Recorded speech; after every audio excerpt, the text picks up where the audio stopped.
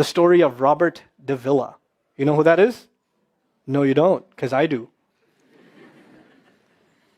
3 months ago, I gave khutbah in Fort Worth. I haven't been to that masjid in 4 or 5 years, and they invited me for some reason, and I went. And I gave khutbah there. My khutbah was about dua. An Egyptian fellow comes up to me, a young man came up to me afterwards, he goes, Allah fulfilled my dua today. And I said, what's your dua? He said, my dua was that Nouman Ali Khan should meet Robert de Villa. I was like, are you Robert de Villa? He goes, nope, I am not Robert de Villa. Robert de Villa is my friend. But I think Allah is fulfilling my dua. I was like, fire away, I want to know.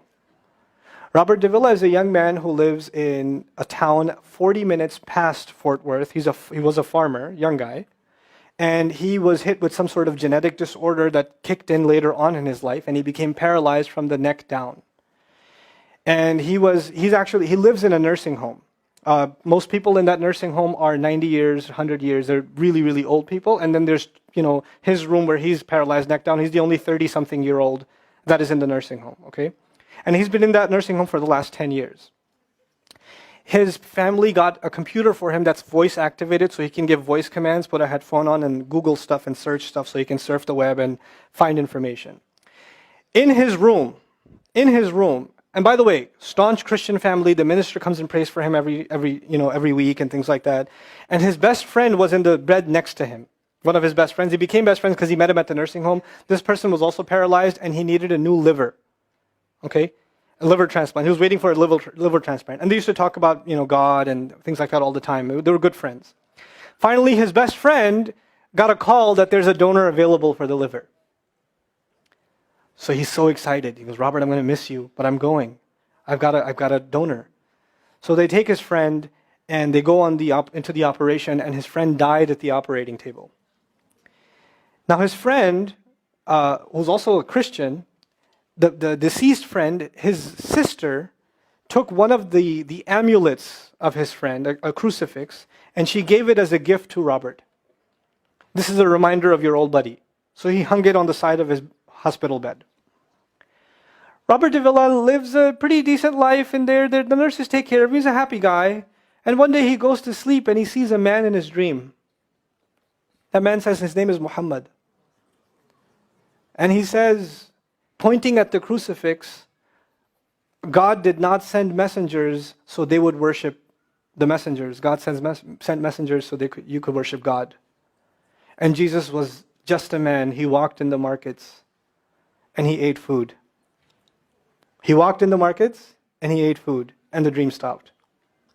He only knows that Jesus was just a man. He knows there's a man named Muhammad that said that to him. He said that messengers came so people could worship God and not the messengers. This is all he knows. So he starts Googling Muhammad. He finds Islam. He takes Shahada. When he takes Shahada, he wants to learn about the Quran. So he goes on these chat sessions and finds somebody needs to teach me Quran. He finds a brother in Egypt that he gets together with on Skype to try to learn Arabic. Learn the Arabic alphabet. Once he learned the Arabic alphabet, he learned to recite the Quran. He memorized 10 surahs from his hospital bed. Then he said, I'm beginning to memorize the Quran, and I'm beginning to learn about this prophet, but I need to understand the Quran. So he starts Googling how to understand the Quran. And for some reason, he ends up on my videos. And he starts watching my stuff. And he watched almost everything. And then here's the kicker. In the nursing home, there was an Egyptian fellow that used to come in and do some repair work. The Egyptian fellow has his own awesome story. The guy had basically lost faith. He wasn't religious. The nearest masjid to him was 50 miles away. So he didn't really go to Jum'ah much anymore. But he felt a spiritual void, so he started going to the church just to feel closer to Allah. Raised Muslim. He goes to the church just to feel closer to Allah. He's passing by Robert's room one day and he hears, وَالْعَصْرِ إِنَّ الْإِنسَانَ لَفِي خُسْرٍ. So he walks into his room and says, Robert, what are you listening to? Robert says, nothing. That was me. And the guy says, you're Muslim? He goes, yeah, I became Muslim. And now this friend is in shock. How does Allah guide someone in the middle of Churchtown, USA, in a nursing home, with a crucifix on the side of his bed that he doesn't even have the physical strength to move. And the guy himself says, I want to come back to Allah. So he tells him about his, the friend he found online, Nouman Ali Khan. So the Egyptian fellow starts watching my videos. And then he says, I wish I could meet him one day.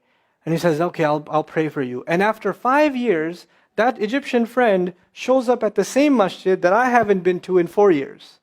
And after Jum'ah says, I think Allah wants to fulfill my friend's dua and my dua. So I said, I think He does. Let's go. So I took a few of us and we went. And we met with Robert. We had a beautiful conversation with him. And inshallah, for Eid, we're going to go to his nursing home again. The nursing home was pretty shocked. You're all here to meet Robert? Like, yep. Yep. Why do you want to meet him? He's an inspiration. I'm like, okay, let me check if we can. And they had to call the hospice administrator and all this stuff, and then eventually let us in. And Robert's in shock. And then I meet with Robert, we're talking, and I was like, hey, Robert, so I heard you memorize some surahs. He says, yeah. Can you recite one for me? So he recited Surah Al-Asr. Not one of us was not crying. We're just in tears. When somebody turns to Allah, don't worry about the means. Guidance will come. Balance will come. I want to tell you some more about Robert because young guys are here. Young guys that play basketball. Young guys that are healthy. Young guys that have ambition. I told you, what's his paralysis? From where to where? Neck down. He has a special wheelchair that has to hold pretty much every part of his body in place. He can't just sit in a wheelchair. It holds his neck and it holds every other part of his body in place because he has no control over his limbs. And he has to have a special van where the wheelchair locks in so that if it goes through a bump or whatever, he doesn't, receive the shock. So he made a request. He wants to go to the Friday prayer. They didn't have the special van, so they put him in a regular van. And so he went in the regular van and a few bumps and his spine got even more hurt. He went to Jumu'ah. He came back in excruciating pain. And they said, I'm sorry, Robert, you're no longer able to sit in your wheelchair. You're going to have to stay in your bed for the next 6 months at least. If you see recovery, then you can get back up again. I met him in that span. He had already been in that bed for 3 months already. And the reason he was in that bed is he went to the Jumu'ah prayer. And he told me about the Jumu'ah prayer. He said, I've never felt more peace in my life than I was in that masjid. And you know what I'm going to do, Brother Nouman? When I can sit in my chair again, I'm going to go to Jumu'ah. I'm going to go to the masjid because I've never felt like that before. There's someone who has nothing but control over his mouth and his eyes. And he says, I only find peace in the masjid. And here we are. These masajid, I don't care what ideology, what school of thought, what they're talking about in the masjid, what fitna is there. I don't care. It's still Allah's house. Just go to pray. Don't go there to talk to people. Go there to talk to Allah. Just go to talk to Allah. You're just going for you and Allah. That's it. That's it. Other things will come, but you're not going for them. You're just going there to find peace. You'll become different people. If Allah can guide Robert Davila, Allah guide everybody. And then he said, sometimes I wonder why Allah put me in this position. And then I say to myself, what am I kidding? Allah has given me so much. I am so grateful for what He gave me. And if this is the way He was going to bring me to Islam, it's all worth it. So worth it. You have Muslims that lose a little bit of health and they say, why is Allah doing this to me? And this man, if you would think, nowadays atheists argue because of suffering, there's no God. If one man has in a position to say, I don't believe in God. If there was a guy, why would I be in this position? It would be Robert Davila. That guy would say, I don't believe in God. If there was one, why would I be in this mess? And yet he's in this position, and I've never seen a face with more nur. Never. I've never seen a face that has more contentment on it. He's so satisfied with life. He's so happy. He's just happy. The last 7 or 8 khutbahs I've given are actually based on one sentence each on one sentence that he said in his conversation. Is that profound?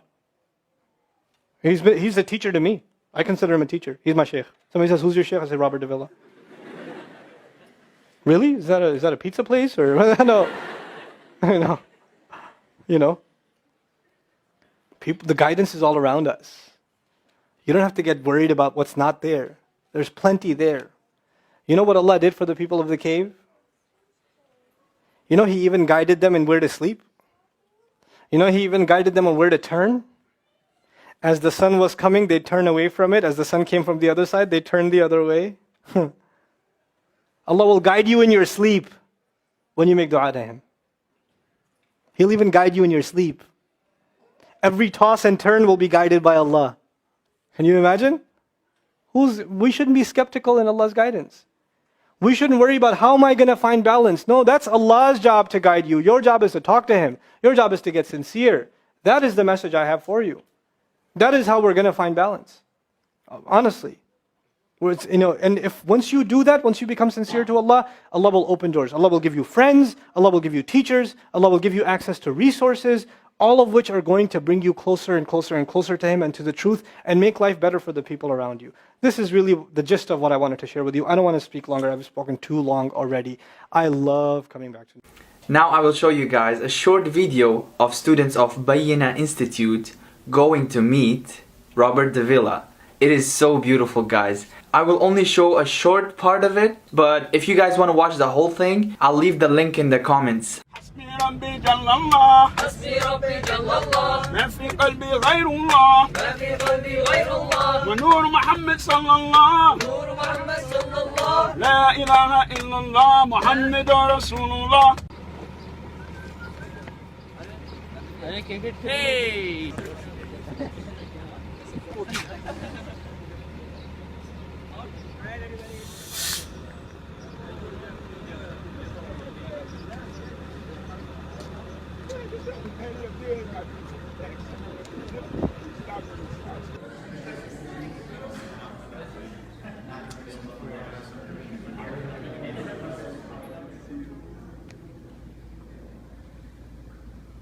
He is not able to project his voice that much, but if you feel you can, I'd like you to say a few words to the students. You think it'd be okay? Yeah? Okay, let's turn them around, inshallah.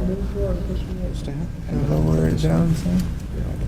I'm leaning back a little far. Alright.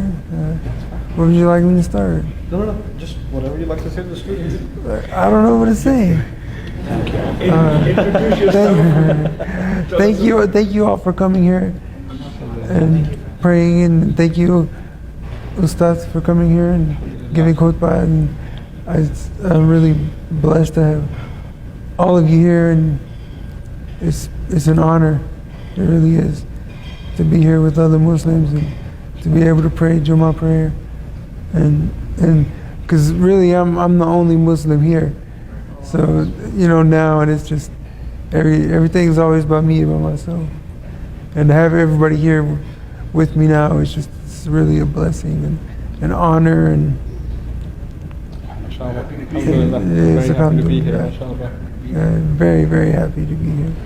It's good to see all of your faces. And, are you too nervous to recite something? I'm not too nervous to recite something. All right. You'd like me to recite? What would you like me to recite? Your favorite ayah? My favorite? Let me think. Okay. I don't know. Alright. أعوذ بالله من الشيطان الرجيم. بسم الله الرحمن الرحيم. لإيلاف قريش إيلافهم رحلة الشتاء والصيف فليعبدوا رب هذا البيت الذي أطعمهم من جوع وآمنهم من خوف. Now most of you are probably crying or have tears in their eyes or felt very touched, right? Subhanallah. Please don't forget to share this video, everyone, inshallah. Thank you so much for watching till the end.